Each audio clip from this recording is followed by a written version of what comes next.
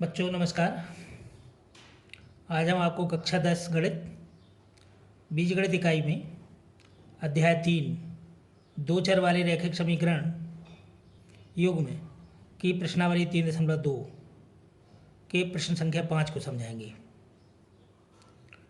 तो प्रश्न संख्या 5, एक आयताकार बाग जिसकी लंबाई चौड़ाई से 4 मीटर अधिक है का अर्ध परिमाप 36 मीटर है।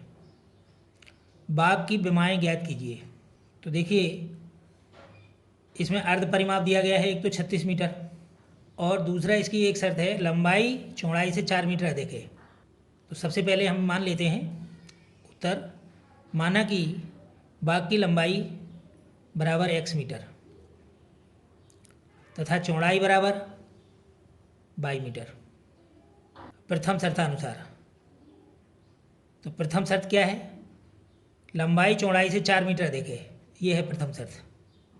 तो उसी के अनुसार हमने लिखा लंबाई बराबर हो गया चौड़ाई धन 4। तो x बराबर 22+4, y को पक्षांतर कर दिया तो ये हो गया x minus y equal to 4, समीकरण नंबर 1। अब द्वितीय शर्तानुसार, द्वितीय शर्त में केवल इतना दिया है कि अर्ध परिमाप 36 मीटर है। तो आयताकार बाग का परिमाप बराबर सूत्र होता है 2 लंबाई धन चौड़ाई। तो इसका अर्ध परिमाप हुआ 2 का हम इसमें भाग देंगे, आधा करेंगे तो 2 से 2 कट जाएगा। तो अर्ध, इसलिए अर्ध परिमाप बराबर हो गया लंबाई धन चौड़ाई। अब अर्ध परिमाप 36 रख लिया बराबर लंबाई धन चौड़ाई x प्लस वाई। तो समीकरण बन गया 36 बराबर x प्लस वाई, ये हो गया समीकरण नंबर 2। समीकरण 1 से x बराबर वाई प्लस 4, इसको समीकरण 2 में रखते हैं। समीकरण 2 में रखने पर x plus y equal to 36, इसमें हम x की जगह पे वाई प्लस 4 को रखेंगे। तो हमने रखा y plus 4 plus y equal to 36। अब वाई और वाई को दोनों को हमने जोड़ा तो ये हो गया 2y और 4 को हमने पक्षांतर कर दिया तो ये हो गया 2y बराबर 36 ऋण 4। तो अब y बराबर 36 में से 4 घटाया 32 और 2 का इसमें 2 पक्षांतर किया 2y का, तो 2 पक्षांतर हुआ तो ये 2 का हो गया भाग, 2 का भाग 32 में दिया, 16 दूनी 32। तो ये हो गया 2 का भाग दिया इसमें हमने 16 दूनी 32, तो 2 से 32 को हमने कैंसिल किया तो 16 आया। तो y बराबर हो गया 16। y का मान समीकरण 2 में रखने पर, y का मान समीकरण 2 में रखने पर, तो y का मान 16 है तो ये x प्लस वाई बराबर 36, तो y की जगह पे हमने यहाँ 16 रख दिया तो ये हो गया x धन 16 बराबर 36। 16 को हमने पक्षांतर किया तो ये हो गया x बराबर 36 ऋण 16। 36 में 16 घटाया 20 तो ये हो गया x बराबर 20। तो इस प्रकार ये मान हुए आयताकार बाग की लंबाई 20 मीटर तथा चौड़ाई 16 मीटर है। ये दोनों उत्तर हमें मिल गए। हालांकि इतना ही पूछा गया था प्रश्न में कि बाग की विमाएँ ज्ञात कीजिए।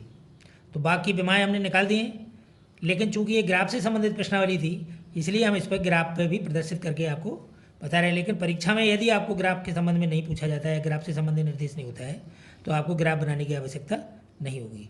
तो अब देखिए ग्राफ आलेखित हेतु समीकरण 1 से x minus y equal to 4, तो y equal to x minus 4, ये हमने पक्षांतर कर लिया। अब इसी के बेस पे हम सारणी बनाएंगे।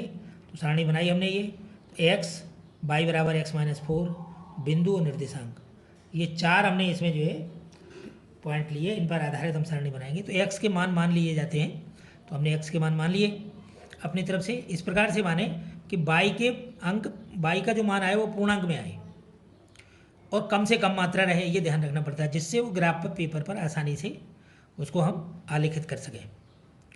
तो x बराबर 4, तो 4 हमने यहाँ रखा, तो 4 में से 4 हमने माइनस किया तो ये बचा 0, तो y का मान 0 हो गया। फिर हमने इसी प्रकार x बराबर 5 रखा, तो 5 में से 4 घटाया 1, फिर हमने 6 रखा तो 6 में से 4 घटाया 2, तो इनको हमने बिंदु मान लिया। ये a b c 3 बिंदु हो गए।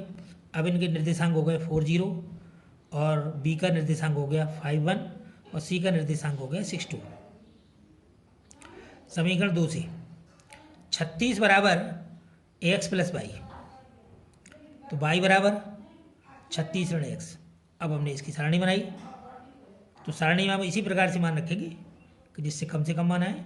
तो सबसे पहले हमने x बराबर 36 ही रख दिया, तो 36 से 36 घटाया 0, तो ये। फिर इसके बाद हमने इसका मान 32 रखा, तो 36 में से 32 घटाया हमने 4। फिर हमने इसका मान 28 रखा, तो 36 में से 28 घटाया 8। तो इस प्रकार से ये मान मिल गए हमें। अब हमने इनके बिंदु मान लिए डी ई एफ, इनके निर्देशांक। तो डी का निर्देशांक हो गया 36 0, और ये ई का निर्देशांक हो गया 32 4, और एफ का निर्देशांक हो गया 28 8। अब इनको हम ग्राफ पर आलेखित करने के लिए हमें पैमाना मानना होता है, तो ये हमने पैमाना मान लिया। पैमाना माना कि एक्स अक्ष पर 1 सेंटीमीटर या 1 बड़ा खाना बराबर 4 इकाई, वाई अक्ष पर 1 सेंटीमीटर या 1 बड़ा खाना बराबर 1 इकाई। अब इस पर ग्राफ पे हमने इसको आलेखित किया, इसको देखिए। तो देखिए अब हमें जो निर्देशांक मिले हैं, ये बिंदु हैं A B C D E F. इन 6 बिंदुओं को, यानी दोनों जो हमें समीकरण मिले हैं, दोनों समीकरणों को हमें ग्राफ पेपर पर आलेखित करना है। तो ग्राफ पेपर पर देखिए, सर्वप्रथम पैमाना हमने मान ही लिया है, तो पैमाने के आधार पर सबसे पहले हमने एक्स अक्ष पर बिंदुओं को निर्धारित किया।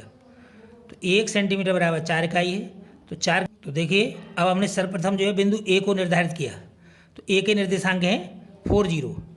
तो ये एक्स अक्ष पर 4 और वाई अक्ष पर 0 लिया।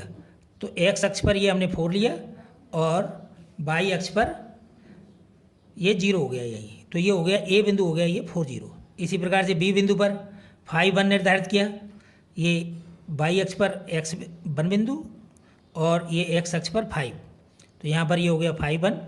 फिर इसी प्रकार से सी बिंदु निर्धारित किया 6 2, और इस रेखा को हमने मिलाते हुए आगे बढ़ाया। अब हमने दूसरा समीकरण के आधार पर जो बिंदु लिए हैं डी ई एफ, उन बिंदुओं का निर्धारण किया। तो डी का निर्देशांक है 36 0।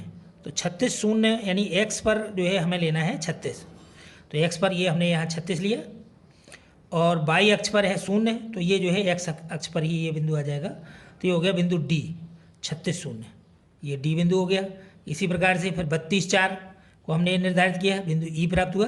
फिर हमने एफ बिंदु 28 8 को हमने ये निर्धारित किया, और ये आपका एफ बिंदु मिला। इन तीनों बिंदुओं को मिलाते हुए रेखा बढ़ाई, तो दोनों रेखाएं एक दूसरे को बिंदु जी पर प्रतिच्छेद करती हैं, काटती हैं। तो बिंदु जी के जो निर्देशांक आए हैं वो है 20 16। तो 20 16 यानी एक्स का मान है 20 और वाई का मान है 16। तो ये हमने फिर यहाँ लिखा प्रतिच्छेद बिंदु जी 20 16 है, तो अर्थात ये हो गया आयताकार बाग की लंबाई बराबर 20 मीटर और चौड़ाई बराबर 16 मीटर। यही इस प्रश्न का उत्तर है। अगर इसमें कहीं कोई चीज़ समझ में नहीं आ रही है तो आप कमेंट बॉक्स में जाकर के कमेंट कीजिए, आपको उसका सॉल्यूशन मिलेगा। Thank you.